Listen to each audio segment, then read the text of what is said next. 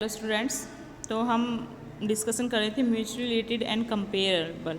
ठीक है, डाटा कैसा होना चाहिए, इंटर रिलेटेड होना चाहिए और उसमें कंपैरिजन तभी क्या है पॉसिबल हो सकता है। Next, pre determined objective. जब इंफॉर्मेशन कलेक्ट की जाती है तो प्री डिटरमाइंड क्या होना चाहिए, उसका ऑब्जेक्टिव होना चाहिए। अगर विदाउट किसी ऑब्जेक्टिव के अगर हम इंफॉर्मेशन कलेक्ट करेंगे तो वो इंफॉर्मेशन क्या है यूज़फुल नहीं होगी, क्योंकि अगर हम ऑब्जेक्टिव बाद में डिसाइड करें और इंफॉर्मेशन पहले कलेक्ट करें तो हो सकता है कि जो इन्फॉर्मेशन हमने कलेक्ट की है वो हमारे ऑब्जेक्टिव के साथ मैच ना हो, कि हमारा ऑब्जेक्टिव कुछ और डिसाइड कर लें हम।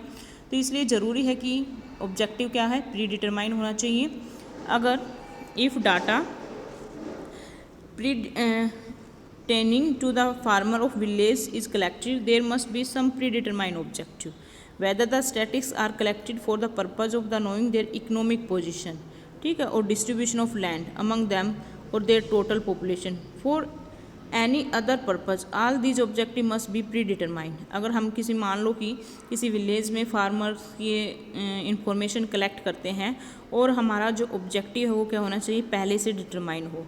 जैसे अगर हमने ऑब्जेक्टिव पहले से डिटरमाइन नहीं किया और हमने इन्फॉर्मेशन कलेक्ट कर ली और बाद में हम क्या देखना चाहते हैं, इकोनॉमिक पोजीशन देखना चाहते हैं, डिस्ट्रीब्यूशन ऑफ लैंड देखना चाहते हैं, ठीक है, टोटल पॉपुलेशन, विलेज की टोटल पॉपुलेशन की बात कर रहे हैं, तो ये हो सकता है कि जो इन्फॉर्मेशन हमने कलेक्ट की है वो हमारे ऑब्जेक्टिव से मैच ना हो। तो इसलिए पहले हम अपना ऑब्जेक्टिव डिसाइड करें। स्टैटिक्स से जो इन्फॉर्मेशन कलेक्ट करते हैं सबसे पहले अपना ऑब्जेक्टिव डिसाइड करें, उसके बाद क्या है इन्फॉर्मेशन कलेक्ट की जाती है।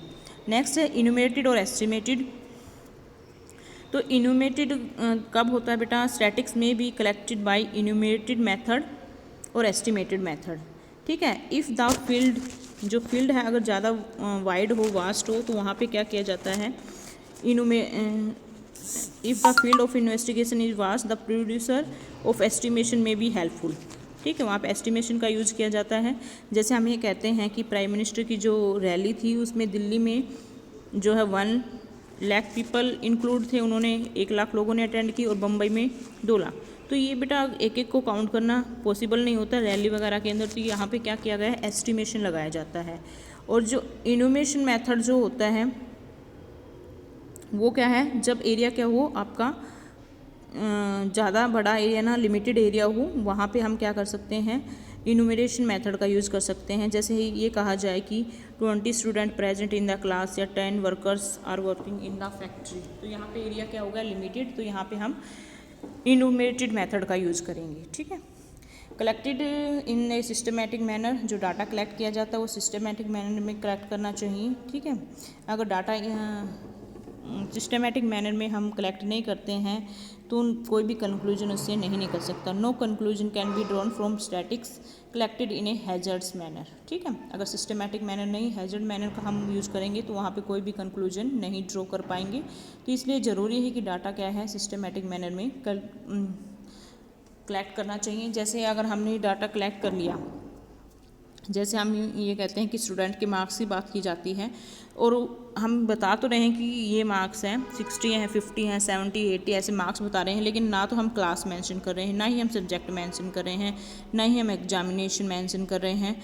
तो यहाँ पे क्या है, कोई भी कंक्लूजन नहीं निकल पाएगा। ठीक है, तो डाटा क्या होना चाहिए, या तो क्लास के वाइज, रोल नंबर वाइज, किसी ना किसी सब्जेक्ट के अकॉर्डिंग। तो उसमें क्या है, सिस्टमेटिक मैनर में अगर जो डाटा कलेक्ट किया जाता है वहाँ पर इंफॉर्मेशन जो रिज़ल्ट है वो वहाँ पे कोई ना कोई रिज़ल्ट वहाँ पे निकाला जा सकता है। लेकिन अगर डाटा आप सिस्टमेटिक वे में नहीं कलेक्ट करोगे तो कोई भी कंक्लूजन ड्रॉ नहीं किया जा सकता। नेक्स्ट बेटा, इसमें स्टैटिक्स से सिंगुलर नाउन, सिंगुलर सेंस में स्टैटिक्स की बात करें तो स्टैटिक्स मीन साइंस और स्टैटिक्स और स्टैटिस्टिकल मेथड। ठीक है, सिंगुलर सेंस में स्टैटिक्स क्या है, statics mean science of statics, या हम कह सकते हैं स्टैटिस्टिकल मेथड। स्टैटिस्टिकल साइंस है या जो स्टैटिस्टिकल मेथड होते हैं उनको हम क्या कहते हैं, सिंगुलर नाउन स्टैटिक्स कहते हैं। जैसे टेक्निक और method relating to collection, classification, presentation, analyse and interpretation of quantitative data, इसको हम क्या कहेंगे, सिंगुलर स्टैटिक्स कहेंगे। आप कोई भी एक डेफिनेशन यहाँ से लर्न कर सकते हो। जैसे कि फर्स्ट डेफिनेशन करें तो स्टैटिक्स में be defined as the collection, presentation, analyse and interpretation of numerical data is called statistical in a singular sense. ठीक है, नेक्स्ट है इसकी कुछ स्टेज होती हैं, stage of statistical study. First stage क्या है, कलेक्शन ऑफ डाटा होता है। सेकंड स्टेज में क्या होता है, ऑर्गेनाइजेशन ऑफ डाटा है। थर्ड स्टेज में क्या होता है, प्रेजेंटेशन ऑफ डाटा। फोर्थ में होता है एनालाइज ऑफ डाटा और फिफ्थ स्टेज में होता है इंटरप्रिटेशन ऑफ डाटा। नेक्स्ट इसमें जो स्टेज थी वही चीज़ें यहाँ पे एक्सप्लेन की गई कि फर्स्ट स्टेज में कलेक्शन ऑफ डाटा है, सेकंड स्टेज में ऑर्गेनाइजेशन ऑफ डाटा है, थर्ड स्टेज में क्या होता है बेटा, उसमें third we present the data in the graph, diagram, table. Fourth में एनालाइज करेंगे एवरेज वगैरह, परसेंटेज। और फिफ्थ में हम finally we interpret data to find certain conclusion. ठीक है, तो स्टैटिस्टिकल कुछ टूल होते हैं। स्टैटिस्टिकल टूल किसे कहेंगे, इसकी डेफिनेशन बेटा, तो each stage of statistical study involve the use of certain standard technique और मेथड। ठीक है, स्टैटिस्टिकल स्टडी में कुछ टेक्निक और मेथड यूज़ की जाते हैं, तो दीज टेक्निक और method are called statistical tool. In statics जो टेक्निक होती हैं और मेथड होते हैं, इन्हीं को हम क्या कहते हैं, स्टैटिस्टिकल टूल कहते हैं बेटा। ठीक है, तो ये टूल यूज़ किए जाते हैं कलेक्शन ऑफ डाटा। जैसे फर्स्ट वो हमने देखा था, फर्स्ट स्टेज में क्या था, कलेक्शन ऑफ डाटा। तो इसमें हम क्या करते हैं, सैम्पल मेथड या सेंसस मेथड का यूज़ करके हम डाटा कलेक्ट करते हैं। सेकंड जो होती है ऑर्गेनाइजेशन ऑफ डाटा था, जिसमें अरे डाटा, टैली बार वगैरह द्वारा हम क्या करते हैं, स्टैंडर्ड टेक्निक का यूज़ करते हैं, जिसे क्या डाटा ऑर्गेनाइजेशन ऑफ डाटा कहते हैं। फिर क्या होता है, टेबल या ग्राफ या डायग्राम के थ्रू हम उसको क्या करते हैं, प्रेजेंटेशन ऑफ डाटा कहा जाता है।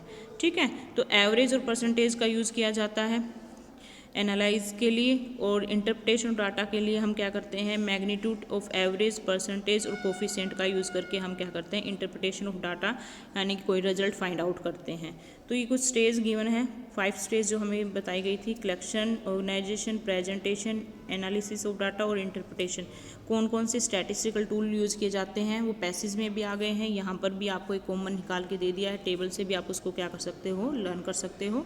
तो बेटा ये आप इस यहाँ से भी याद कर सकते हो, और इसमें जो पैराग्राफ दिया है उसमें भी वही सेम चीज़ दी गई है कि जो कलेक्शन ऑफ डाटा की बात करें तो उसमें सेंसस और सैम्पल मेथड की टेक्निक यूज़ किया जाती है। ऑर्गेनाइजेशन में अरे ऑफ डाटा या टैली बार, प्रेजेंटेशन में table, graph, diagram, analysis of data में percentage, average, correlation, regression, coefficient, और इंटरप्रिटेशन ऑफ डाटा में हम क्या करते हैं, average and the degree of relationship between the different economic variable. ठीक है बेटा, तो आज के लिए हम इतना ही करते हैं।